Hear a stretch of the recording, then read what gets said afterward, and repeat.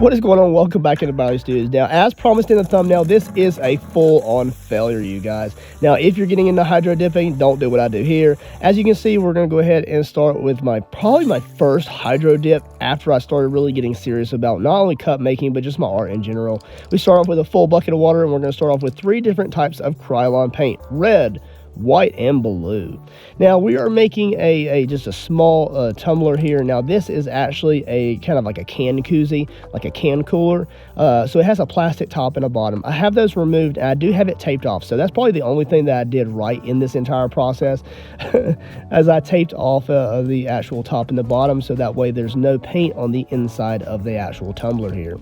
Now we're going to go ahead and spray this on. I'm just really having fun with it, thinking, this is going to be great. This is going to be a really fun process.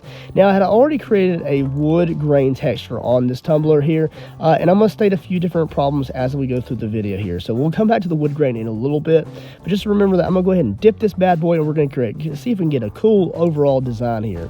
Now at this point in the stage, I really wasn't really good enough to use like a popsicle stick and move the overall paint on the surface the way that I wanted it. Add a bunch of cool like swirls and different features and like little geodes and sails of different colors.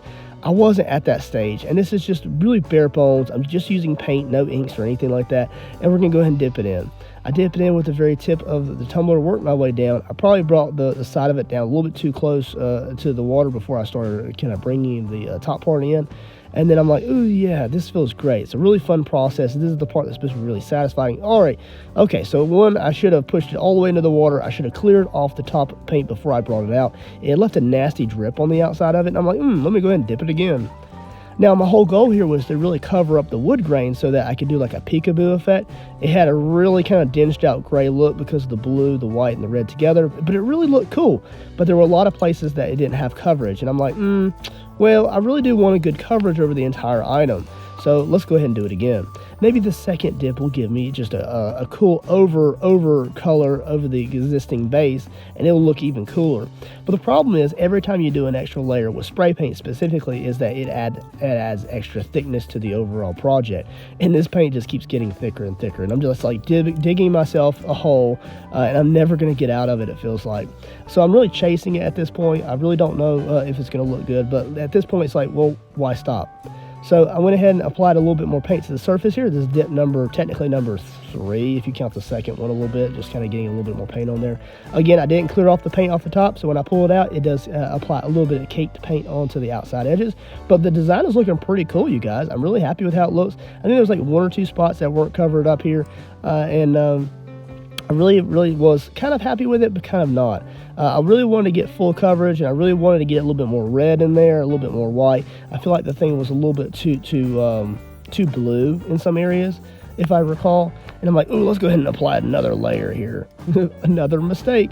Layer probably number 3 or 4 here. Let's go ahead and apply another layer and just let's mess it up even more. Now, to date, this project is still sitting off to the side after years and years, and I've never finished. And I'm like, oh, let me be smart here. I'm just going to use a little stick here, and I'm going to swirl this around here, just sticking to my stick. I just didn't like how it was overall moving. Look how thick that paint is as it rolls onto it. I'm rolling it back and forth, just being really messy with it. I really didn't have a technique, and this comes with time, right, you guys? So if you do a lot of research, you can learn how to do this on the side. And I'm really happy with how it looks now, right? So I'm like, okay, let me go ahead and apply one more layer. Why? I don't know. Just because. But the design was looking pretty cool, but I was imagining more of a swirl design in my head. And I'm not going to be able to get that with just moving the paints around, even though I'm trying to here.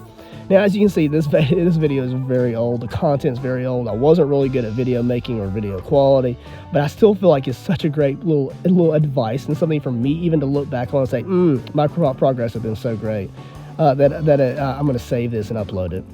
So really now, look, the blues, the reds, the whites, it looks pretty good overall. Now let's just say I did do too many layers. Let's look at the real problem here. Now the real problem is I didn't do this over a white or a colored base. Instead I did it over a dark wood grain base. And because I wanted to do a peekaboo effect, it wasn't a good enough contrast between the wood grain and the colors of the red. Now this is under normal lighting. Let's look at it under a different tone. You can see how great the rich reds are. Don't make my mistake. If you do it, make sure that the contrast between the colors and the wood grain are right. Like and subscribe. Later, guys.